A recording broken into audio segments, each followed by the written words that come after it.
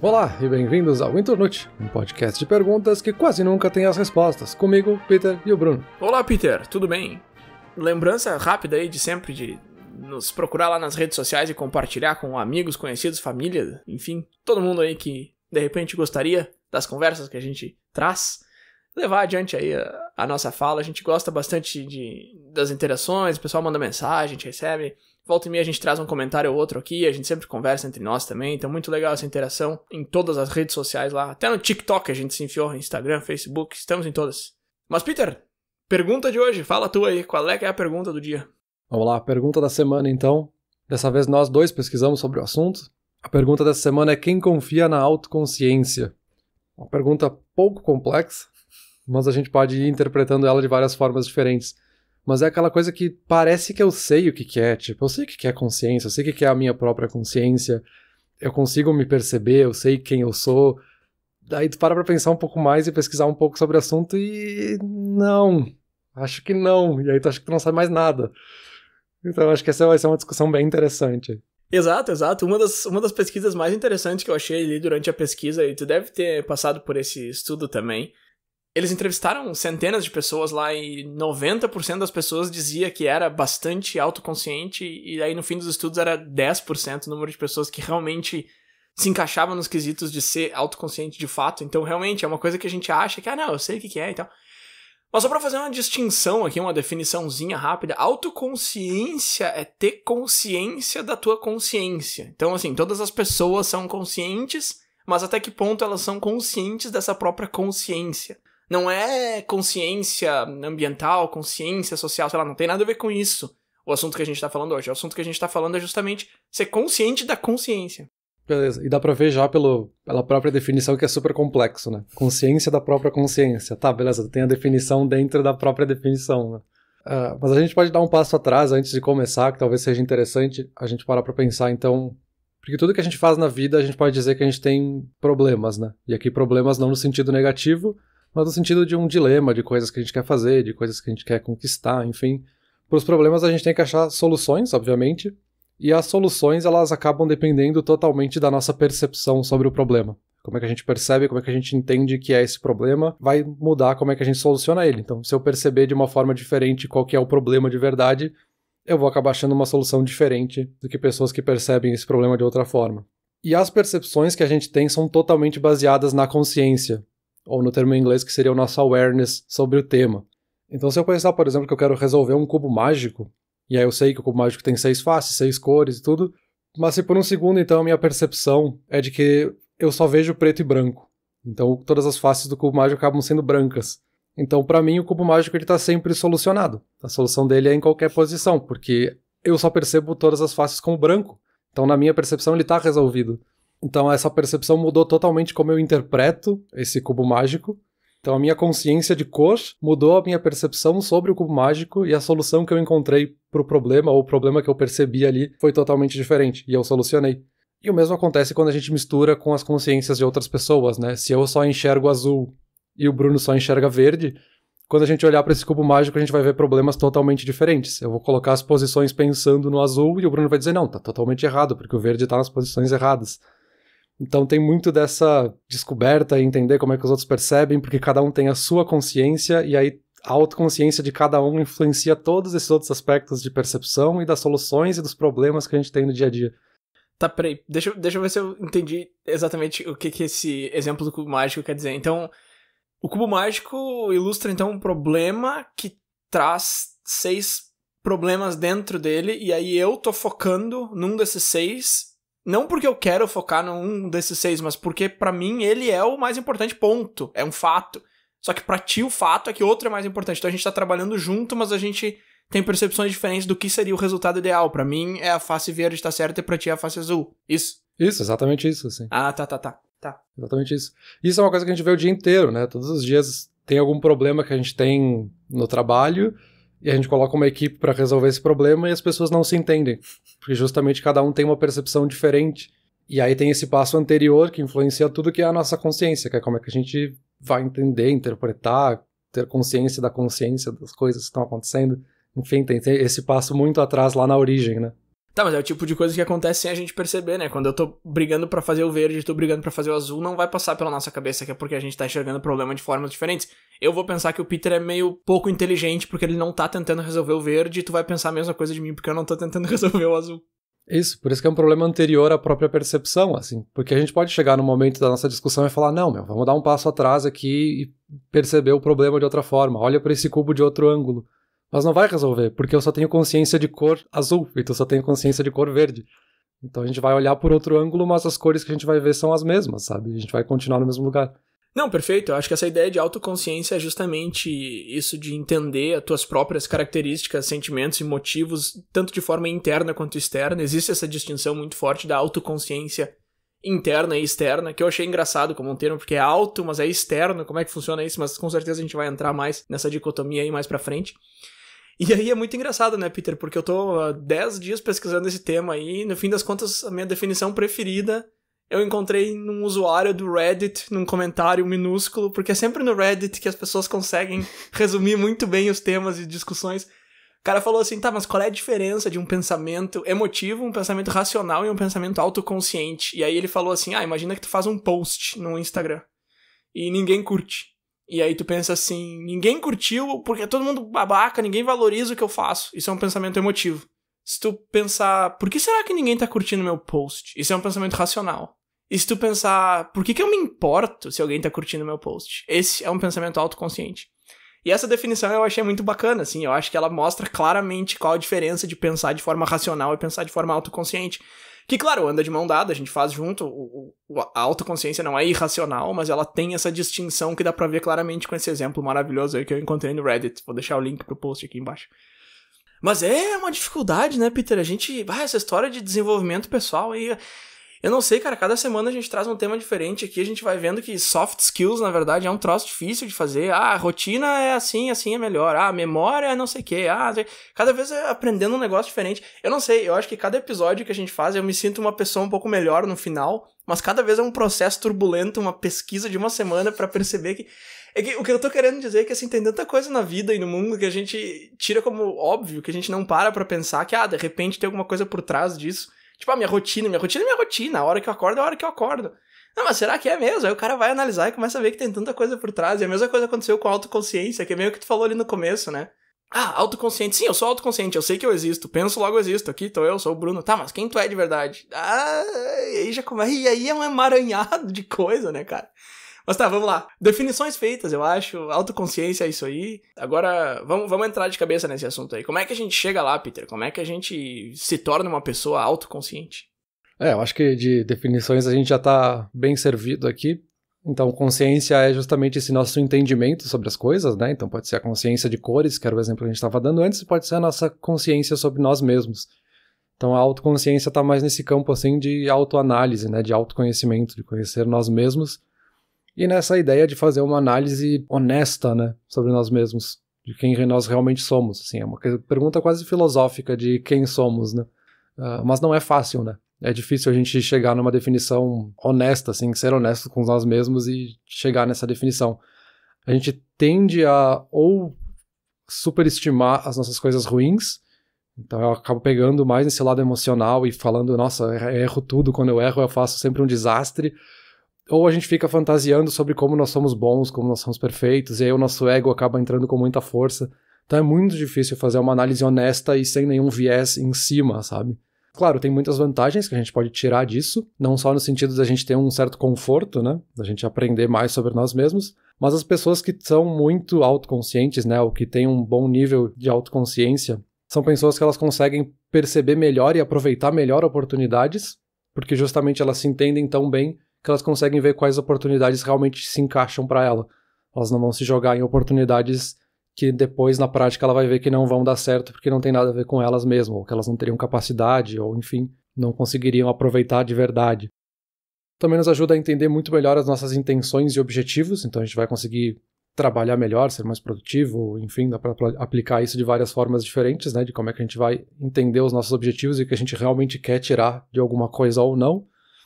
E a gente vai entender mais qual que é o nosso foco, né? A gente vai entender quais são as nossas forças e fraquezas num nível mais detalhado para saber como é que a gente, de novo, aproveita. Então, na prática, a gente acaba olhando para nós mesmos de uma forma mais objetiva, o que no fim pode até melhorar a nossa autoestima e a nossa autoconfiança. No fim, talvez. Durante, provavelmente não. Eu acho que esse processo ele é muito difícil, é muito duro. A gente, biologicamente falando, a gente evita desconforto, a gente evita coisas que são ruins pra nós. Então, se a gente tenta se perguntar coisas que no fundo do cérebro, em algum lugar, a gente tem a resposta, mas a gente não quer encontrar essa resposta, a gente vai dar um jeito de fugir dessa pergunta ou de dar uma resposta diferente. Por isso que autoconsciência, esses exercícios de autoconsciência são muito difíceis. Na verdade, esse é um dos pontos do porquê eles são tão difíceis. O principal conselho que eu encontrei várias vezes de diversas fontes em relação à autoconsciência é olhar pra ti mesmo de forma objetiva. Mas eu não sei o que isso quer dizer, assim. Agora, depois de ter pesquisado vários dias sobre isso e tal, eu já entendo bem melhor o que isso quer dizer. Mas eu acho que tu soltar esse conselho solto num vácuo, assim, tu tem que olhar pra ti mesmo de forma objetiva pra entender quem tu é de verdade. Eu não sei, assim, pra mim isso não diz nada, sabe? Como a gente comentou ali no começo, existe a autoconsciência interna e a externa. A autoconsciência interna é essa comparação de como que tu te vê versus como que tu é. Então, quem tu é como uma pessoa comparado com como que tu te enxerga como uma pessoa. Se esses dois conceitos forem bem semelhantes, significa que tu é uma pessoa bastante autoconsciente. E a autoconsciência externa é como que tu te vê versus como as pessoas te veem. Então, existem essas duas coisas que são reais, digamos assim, que é a pessoa que tu é e a maneira que as pessoas te veem. E existe essa ideia na tua cabeça que é como que tu te enxerga. E aí a interna e a externa é a comparação disso, de como que tu te enxerga com esses dois conceitos mais reais. E aí, se tornar uma pessoa mais autoconsciente no externo ali, eu acho que ele é mais fácil. Não fácil, mas ele é mais... o caminho é mais lógico. Porque muito disso de conversar com as outras pessoas, de pedir um retorno, pedir um feedback honesto, assim, de chegar por um amigo, ou sei lá, uma pessoa que tu respeita e que te respeita de volta, e perguntar, uma pessoa que tu confia, e perguntar como é que ela te vê, quais são as suas características, é pensar um pouco na maneira que tu acha que as pessoas te veem e confirmar com elas se realmente é assim que elas te veem ou não. E melhorar a autoconsciência externa é bastante importante também, assim, não é só aquilo de, eu quero que todo mundo goste de mim, eu quero saber como é que se as pessoas gostam de mim ou não.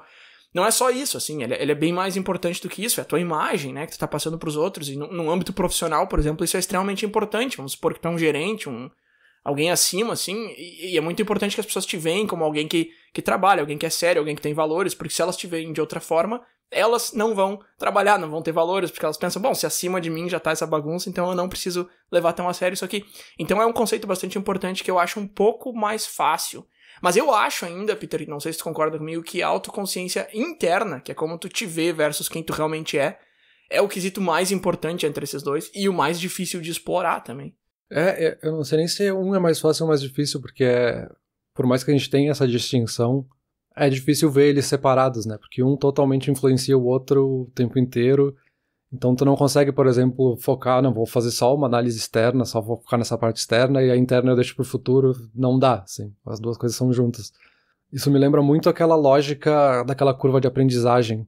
Quando a gente tá aprendendo alguma coisa nova, a gente pesquisa um pouquinho sobre o assunto e a gente tem aquela sensação de que a gente já sabe muito sobre aquela coisa, e a gente entende muito, e aí tu começa a pesquisar um pouquinho mais e tentar entender um pouquinho mais, e aí aquela curva cai totalmente, e aí, não, eu não sei nada sobre esse assunto, eu nunca vou saber nada, é um assunto impossível.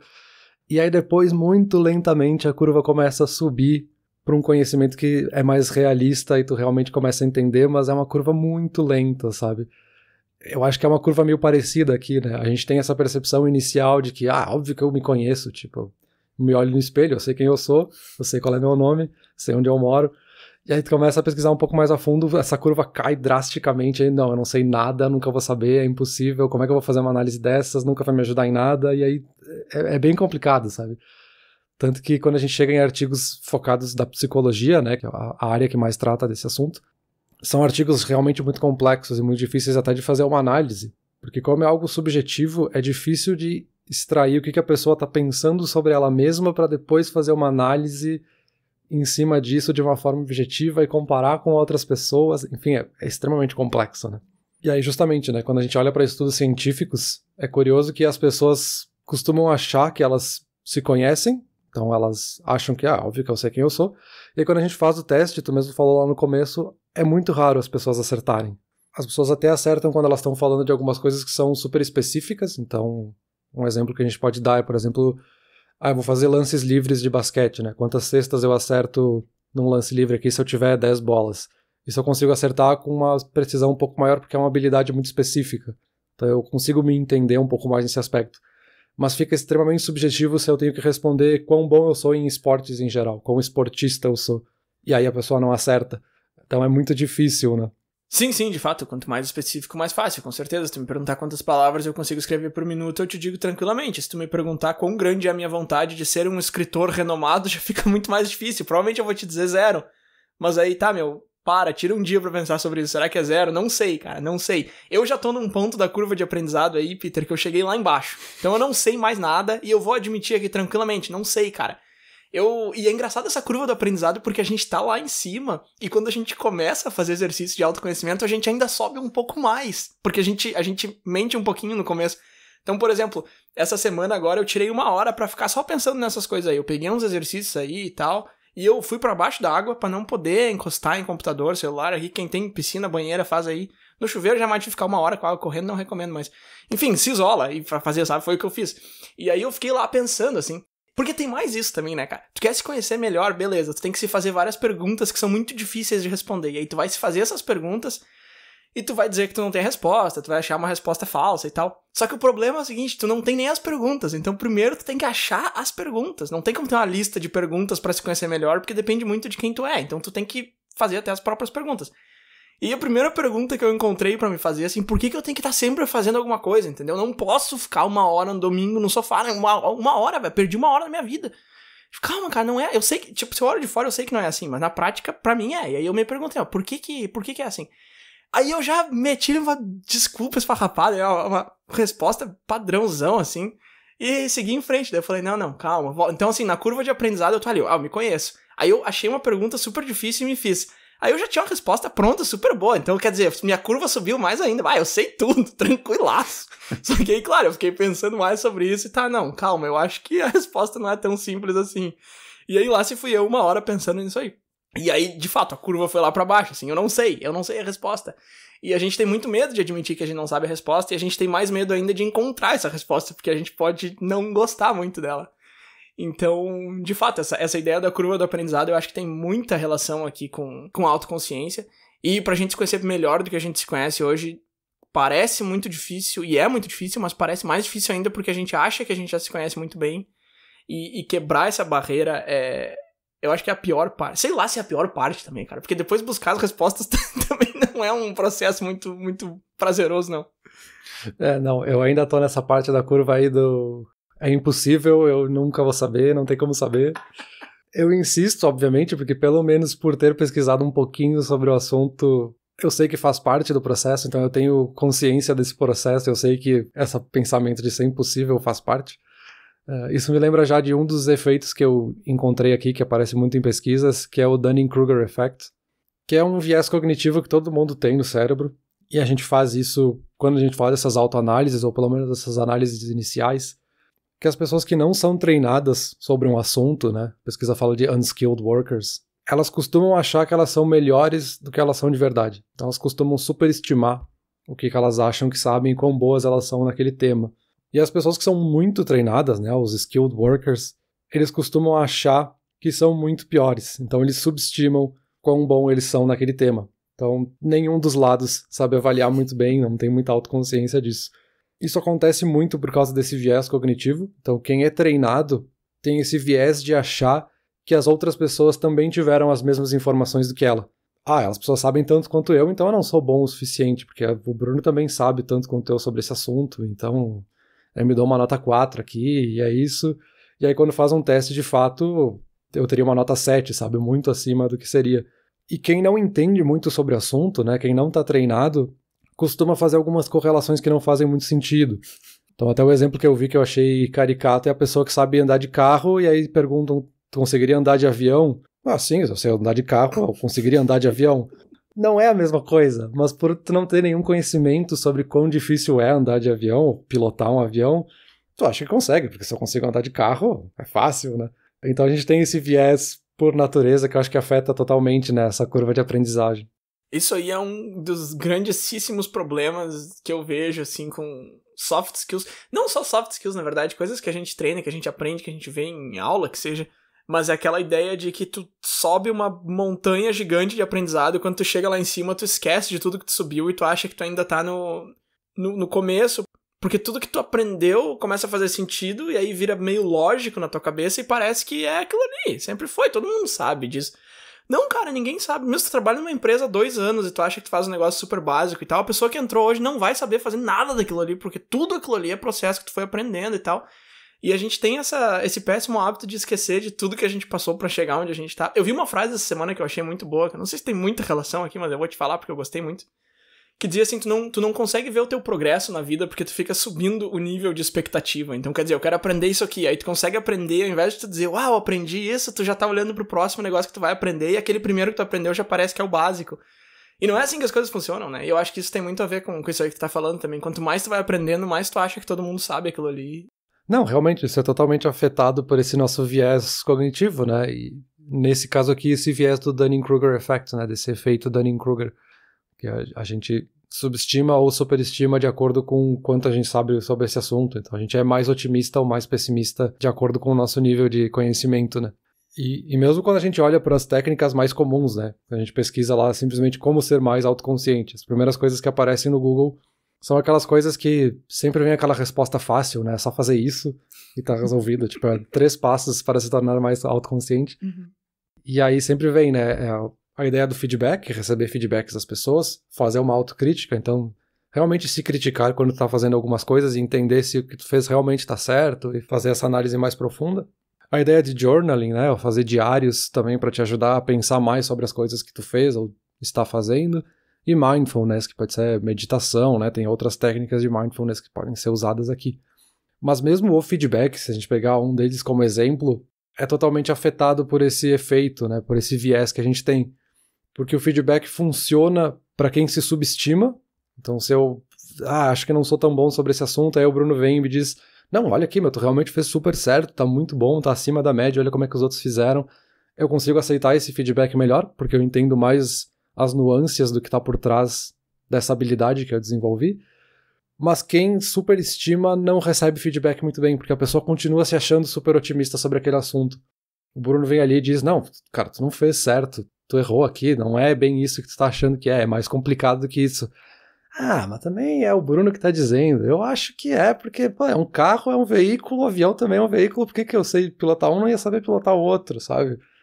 Então mesmo o feedback tem muita nuance, não é simples, não é 3 passos para o sucesso e a pessoa se resolveu. Mas isso aí é falta de autoconsciência também, isso aí volta pro problema inicial. Tu tá tentando resolver o problema inicial e tu dá de cara com o problema inicial de novo, só que em outra forma, porque se tu não aceita o feedback negativo, tem algum motivo, entendeu? E aí tu vai ter que descobrir qual é esse motivo. E aí, de novo, vai ser um saco, vai ser uma jornada terrível tu descobrir por que tu não quer aceitar aquilo ali. Mas é aquela coisa, né, Peter? Tu sabe que eu tô certo com o meu feedback.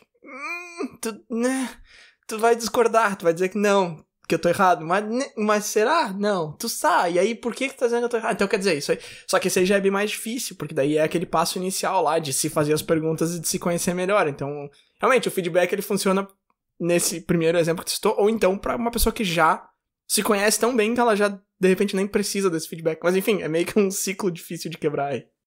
É, exatamente, porque quando tu me diz que eu tô errado, não é bem que eu sei que eu tô errado e aí eu tô tentando me mentir, sabe? Tem essa coisa que a gente falou lá no começo da consciência mesmo ser anterior à percepção.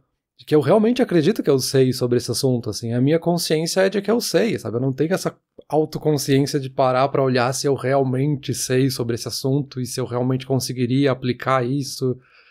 Então afeta lá no fundo, assim. E não é porque a pessoa fala por mal, tipo, eu vou dizer que eu sei porque daí o Bruno vai achar que eu sei e eu vou influenciar.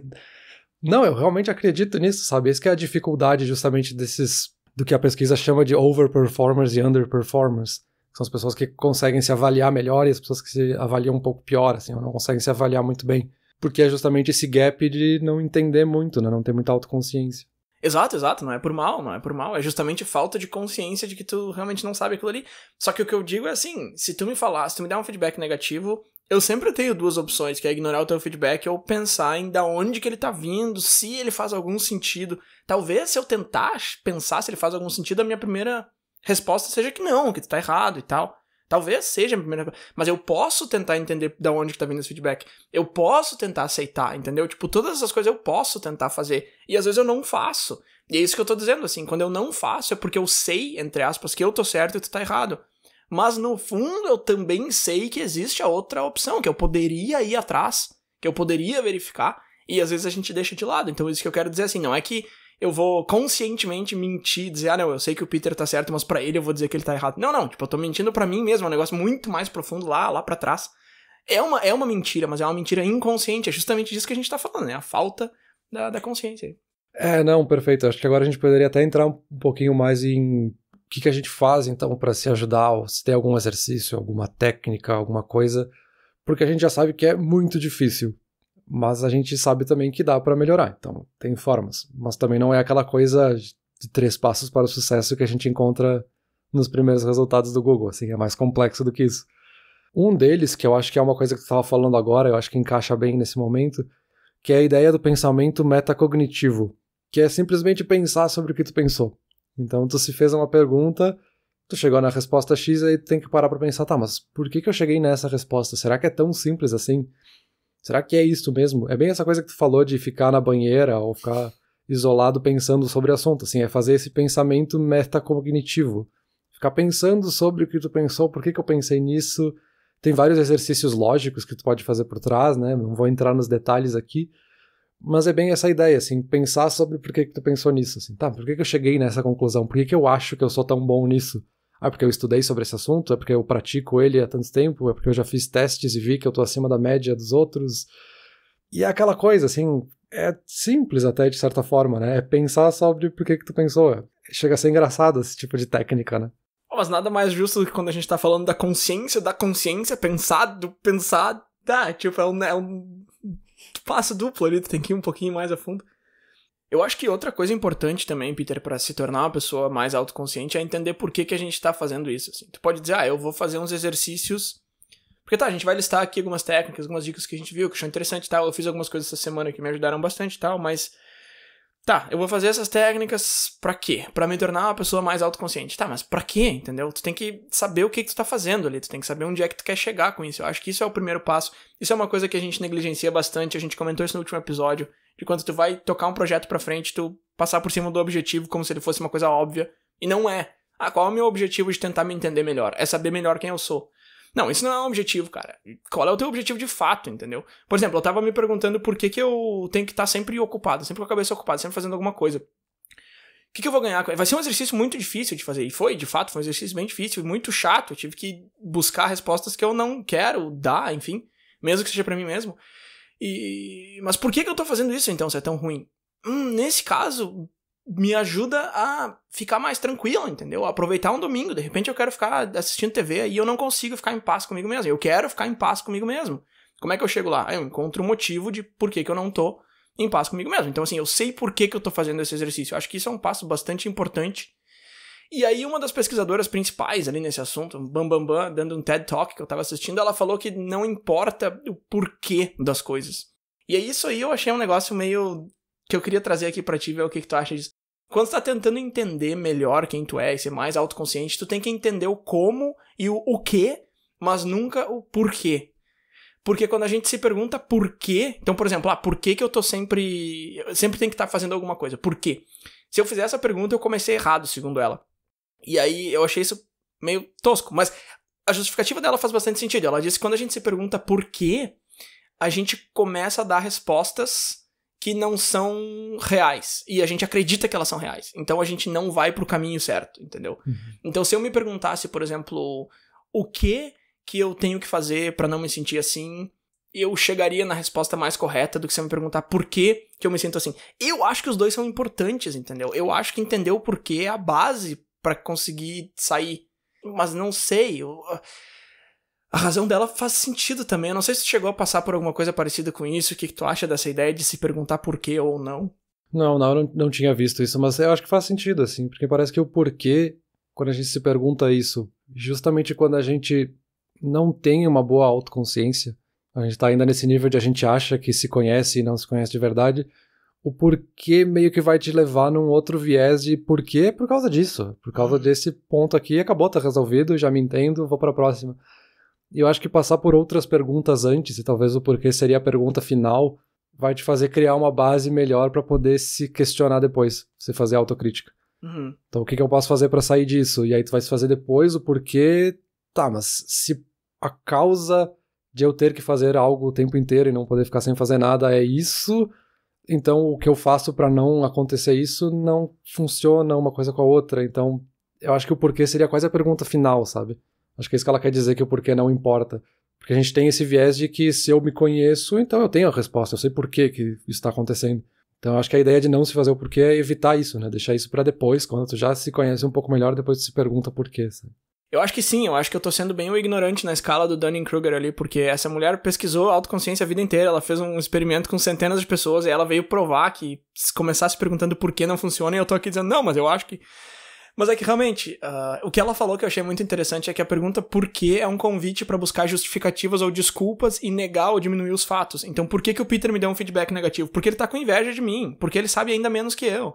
Entendeu? Então a resposta de por que ela parece muito profunda, mas ela é muito fácil de responder com uma meia-verdade ou até com uma mentira que a gente conta pra gente mesmo. Então, de fato, é que eu acho muito difícil. Pra mim, um exercício de pensamento, ele começa com o porquê, sabe? Eu quero entender por que eu tô fazendo isso, eu quero entender por quê e tal. E ela vem dizer, não começa assim, tu tá errado. Aí, putz, é um passo a mais pra mim, entendeu? Porque, eu tenho que buscar outra pergunta, então eu não posso nem começar com a pergunta que eu tô confortável, eu tenho que começar com outro negócio. Então eu acho que eu tô meio que tentando negar, assim. Mas faz sentido, eu acho que é interessante a gente comentar sobre isso, porque se a gente quer falar sobre ser mais autoconsciente, dar alguns exercícios e tal que dá pra fazer, eu acho que é importante dizer também por onde não começar. Inicialmente me parecia uma ótima porta de entrada, mas aparentemente entender por que tu é daquele jeito é bom, é saudável, mas se tu não é uma pessoa super autoconsciente, não começa por aí, porque vai dar errado. Tu vai acabar culpando a tua infância, o teu professor, sei lá. Tipo, tenta procurar a resposta em ti antes de ir atrás de fatores externos, eu acho. Porque eu acho que essa ideia de começar pelo porquê faz bastante sentido quando a gente tá tentando entender coisas externas, né? Quando a gente tá tentando entender outras coisas da vida e do universo, alguma coisa que eu quero aprender mais, eu quero entender por que essa coisa existe, por que ela faz o resultado que ela faz, sabe? Aí o porquê faz sentido começar.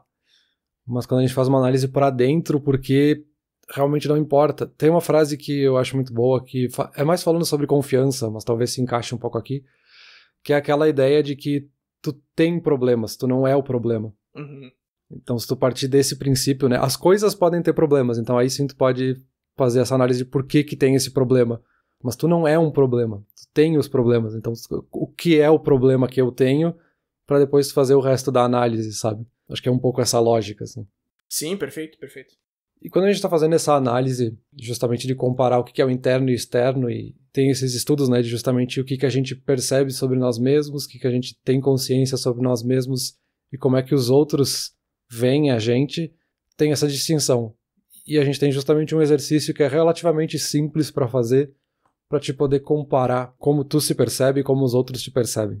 Que é o exercício da janela de Johari, que é um exercício bem popular, inclusive, que funciona bastante para isso. Então, tu geralmente faz com outra pessoa, então tu precisa talvez da tua esposa ou de algum amigo que vai fazer também o teste ao mesmo tempo, e tu vai fazer uma análise sobre ti, e essa outra pessoa vai fazer uma análise sobre ti também. E aí depois no final tu compara os resultados para ver o que os outros estão percebendo de ti, o que tu acha que os outros percebem, e faz essa comparação. Então é bem curioso, assim. Explicando rapidamente, né, a janela de Johari coloca tudo numa matriz, que ficam em 4 quadrantes no fim das contas. No primeiro quadrante, que eles chamam de arena, são as coisas que tu sabes sobre tu mesmo e que os outros também sabem sobre tu mesmo. Tem um segundo quadrante de coisas que eu sei sobre eu mesmo e os outros não sabem. Depois a gente tem um terceiro quadrante que seria o que os outros sabem sobre mim, mas eu não sei, que seriam os pontos cegos. Então tu vai ter que tentar estimar ali que os outros sabem sobre mim e eu não sei. E a gente tem o último quadrante, que obviamente são as coisas que nem eu sei sobre eu mesmo e nem os outros sabem sobre eu mesmo, que seria o desconhecido, né? E aí nesse exercício tu tem uma lista de adjetivos que depois tu vai dividindo entre esses quadrantes. Então o que se encaixa nesse quadrante, o que se encaixa no outro. E a outra pessoa vai usar exatamente a mesma lista de adjetivos para dividir eles nesses quadrantes. E no final tu compara para ver quão distante tá a tua percepção sobre tu mesmo, a tua autoconsciência, e como os outros veem isso. Então pode ser um exercício relativamente simples para poder entender quanto eu realmente sou parecido com o que eu imagino que eu sou, sabe?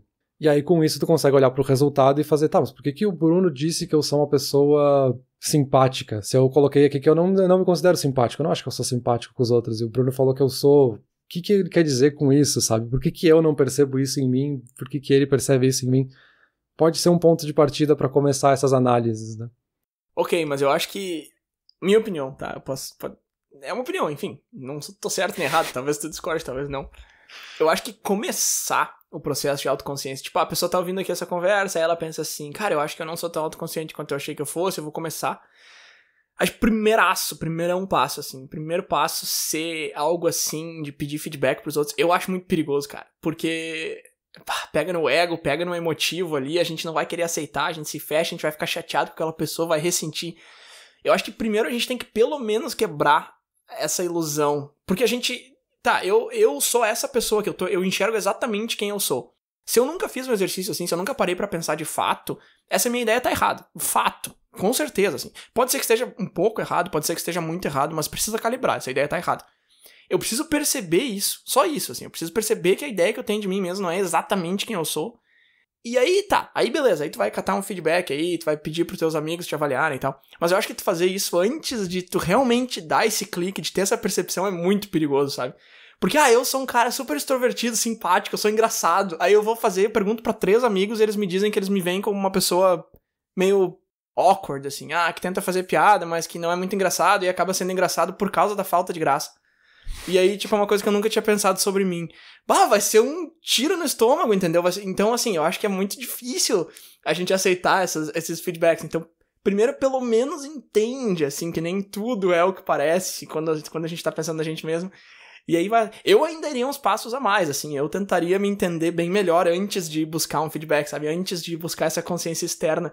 Eu acho esse exercício que tu falou bem interessante, até pela simplicidade dele, né? Muito fácil de fazer e de comparar os resultados e tal. Eu só acho que os resultados podem ser um pouco perigosos. Não, sim, faz bastante sentido o que tu tá falando, de que primeiro tu tem que ter uma certa noção, um primeiro entendimento do que tu quer com isso, assim. Uhum. Qual é o teu resultado. Então tu tem que fazer uma primeira análise. Então talvez esse não seja exatamente o primeiro passo, né? O primeiro passo é tu realmente reconhecer que tu quer entender mais sobre ti mesmo e dar alguns primeiros passos, talvez. Mas claro, também a pessoa não chegaria nesse exercício sem primeiro fazer alguma primeira análise, algum primeiro entendimento, pra daí chegar nesse exercício, pra daí querer colocar esse exercício em prática, enfim. É que ele é muito fácil, né? Ele é bem mais fácil do que tu te fazer várias perguntas, e buscar as perguntas pra te fazer pra buscar. Ele é muito mais fácil, tu pega um exercício que já tá pronto e faz, mas assim, eu acho...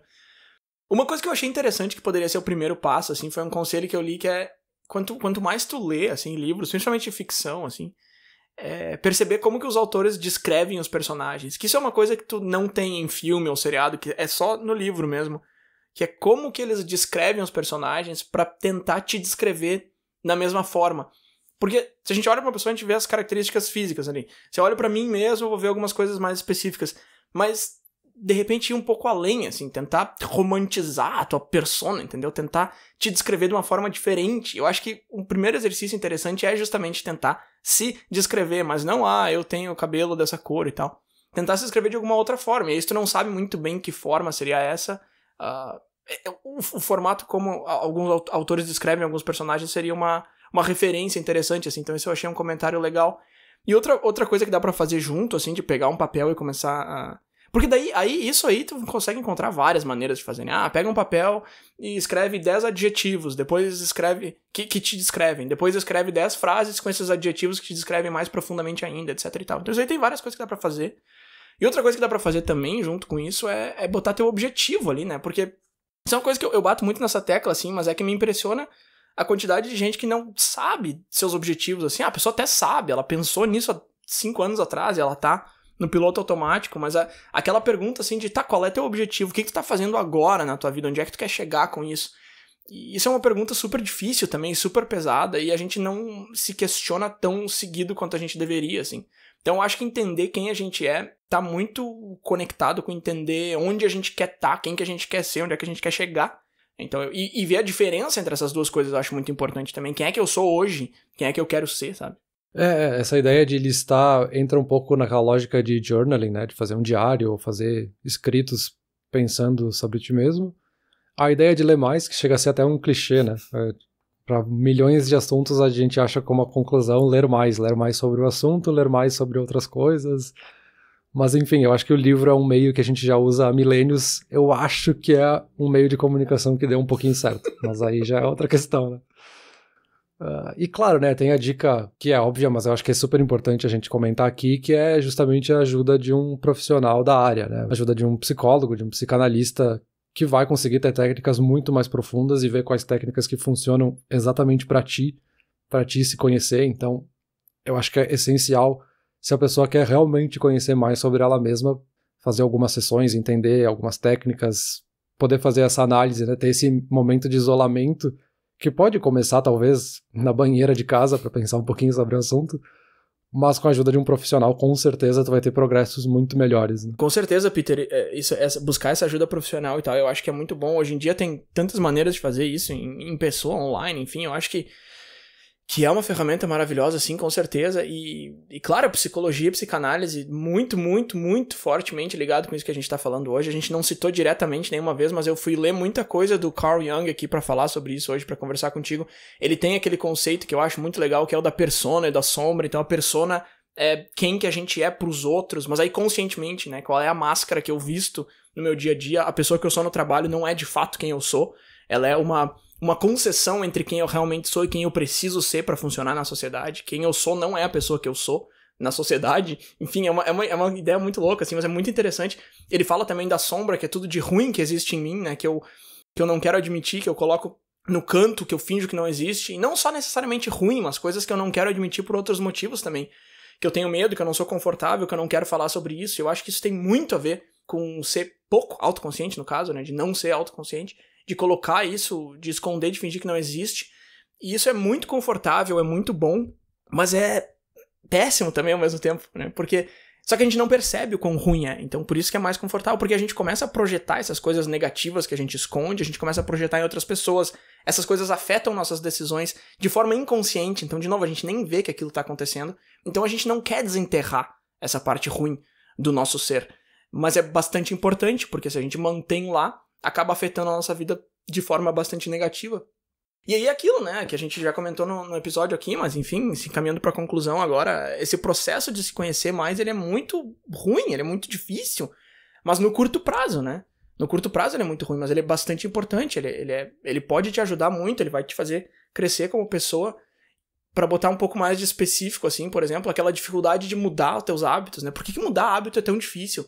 Porque quando a gente percebe que existe um jeito melhor de fazer as coisas, que a gente poderia estar sendo melhor naquilo, a gente não quer aceitar isso, porque isso significa que antes a gente estava fazendo um negócio que era ruim. E a gente não quer aceitar que as coisas que a gente faz estão erradas, a gente não quer aceitar que a nossa vida tem partes ruins. Então a gente não quer mudar o hábito, porque isso seria admitir que existe alguma coisa para ser mudada, que é uma coisa muito difícil de confessar, de admitir. Mas é bastante importante, é bastante bom, assim, pra voltar lá no que tu tava falando ali de eu ter ficado isolado pensando sobre isso.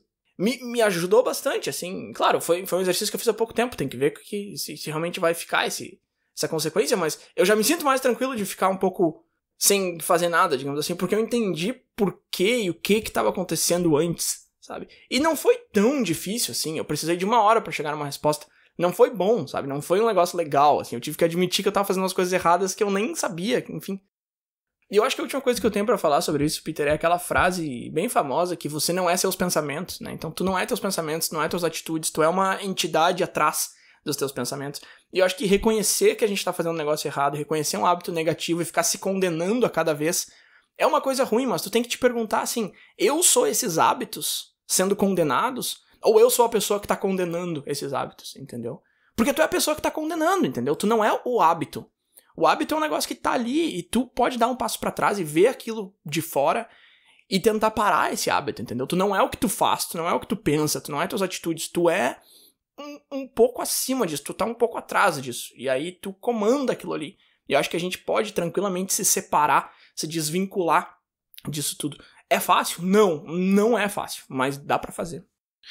Achei que com essa frase tu concluiu bem, assim, o assunto todo, porque é um processo realmente muito difícil, complexo, e é aquele complexo que parece fácil no começo, então ele te engana, mas ele te traz muitos benefícios, né? A gente falou de objetivos práticos, de te ajudar a ter objetivos mais claros, de saber aproveitar oportunidades melhor, E também te ajuda, obviamente, na relação com outras pessoas, né? Se entender melhor também te ajuda a entender como é que tu impacta nas outras pessoas, como é que tu aproveita melhor os teus relacionamentos, como é que tu se ajuda, como é que tu, sabe, muda hábitos, que nem tu falou agora. Enfim, eu acho que nos afeta muito profundamente, porque nem a gente falou, a consciência e a autoconsciência tá lá na base de nós mesmos, né? É antes das nossas percepções, antes dos nossos problemas, antes das nossas relações, é tipo, meio que a base de tudo. Então, por mais difícil que seja esse processo, ele pode ser muito benéfico em muitos aspectos da vida, se não todos, né? E eu acho que isso já lança aí um desafio pra gente, porque a gente tinha no ano passado aquela grande pergunta que a gente ficou meses e meses postergando, que era qual o sentido da vida.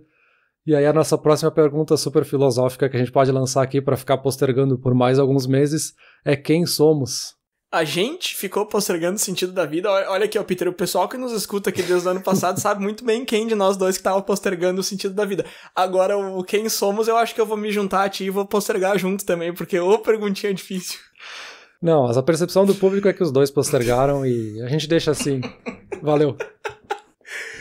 Percepção pública... Ô, Peter, tá na nossa pauta também, né, essa pergunta. Existe opinião pública? Eu acho que isso aí de percepção pública não tem nada a ver, não. Eu acho que o pessoal sabe muito bem. Mas beleza, por hoje ficamos por aqui. Valeu.